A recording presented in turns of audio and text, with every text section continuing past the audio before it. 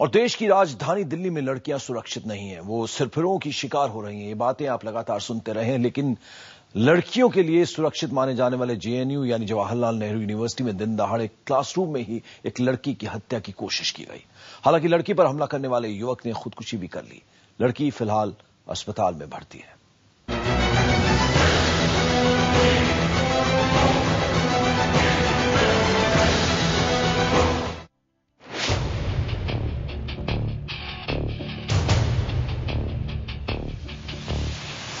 JNU यानी दिल्ली की Jawaharlal Nehru university, यहाँ वो अनहोनी हुई जो पहले कभी नहीं सुनी गई। यहाँ वो हुआ जिसने सबको खौफ से भर दिया।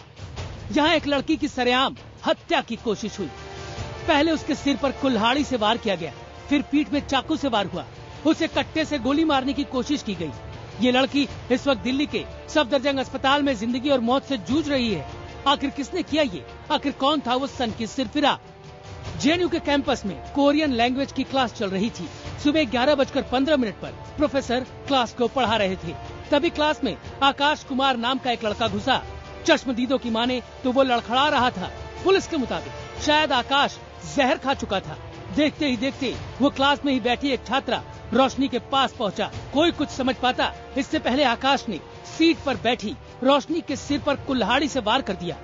वहाँ मौजूद छात्रों ने जब बीच बचाव की कोशिश की तो उसने कट्टा निकाला और लोगों को डराने के लिए हवा में गोली चलाई, लेकिन छात्रों ने उसके हाथ से कट्टा छीन लिया। अब आकाश ने चाकू निकाल लिया और रोशनी पर उसने ताबड़तोड़ चाकू के कई वार कर दिए। छात्रों ने उससे चाकू भी छीनने की कोशिश की। पुलिस की माने तो इसी छीना झपटी में चाकू आकाश के गले में लग गया। जहर पिए हुए आकाश का गला भी बुरी तरह से जख्मी हो गया और आखिरकार छात्रों ने उस पर काबू पा लिया।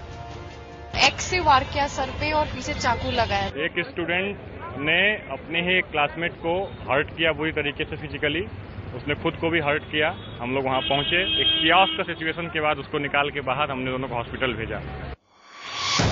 ये जेएनयू को सन्न करने वाली घटना है। सवाल यह है कि आखिर आकाश ने ऐसी खौफनाक वारदात को अंजाम क्यों दिया? आकाश और रोशनी एक ही क्लास में पढ़ते थे, दोनों बिहार के रहने वाले थे, दोनों कोरियन लैंग्वेज का कोर्स पिछले 3 साल से कर रहे थे। क्लास में पढ़ रहे बाकी छात्रों की माने तो दोनों एक दूसरे को अच्छी तरह से जानते थे, दोनों में गहरी दोस्ती थी। बहरहाल बुरी तरह से घायल रोशनी और आकाश को अस्पताल लाया गया। रोशनी को सफदरजंग अस्पताल में भर्ती किया गया, जबकि आकाश को एम्स के ट्रॉमा सेंटर में लाया गया, लेकिन डॉक्टर आकाश को बचाने में नाकाम रहे। डॉक्टर के मुताबिक आकाश ने इतनी ज्यादा मात्रा में जहर पी लिया था कि उसे बचाना नामुमकिन था। जहर की वजह से उसकी मौत हो गई। काफी सीरियस कंडीशन में वो आया और जब हमने उसको देखा हमने पाया कि उसको लग रहा था कि सस्पेक्टेड पॉइजनिंग है, कुछ पॉइजन उसने लिया हुआ है और उसका गले में गला भी कटा हुआ था। शिक्षा के मंदिर में इस खौफनाक वारदात ने कई सवाल खड़े कर दिए हैं। सवाल ये है कि इतने ढेर सारे हथियार लेकर आकाश क्लास तक पहुंच कैसे गया? आखिर किसी को कोई भनक क्यों नहीं लगी? आखिर वो कुल्हाड़ी, चाकू, कट्टा और जहर लेकर क्लास में कैसे पहुंचा? जबकि जेएनयू के अंदर जाने से पहले सुरक्षा के बैरियर को पार करना होता है। आखिर जेएनयू के सुरक्षा अधिकारियों की नजर से इतने हथियार कैसे बच गए? फिलहाल जेएनयू में सुरक्षा बढ़ा दी गई है।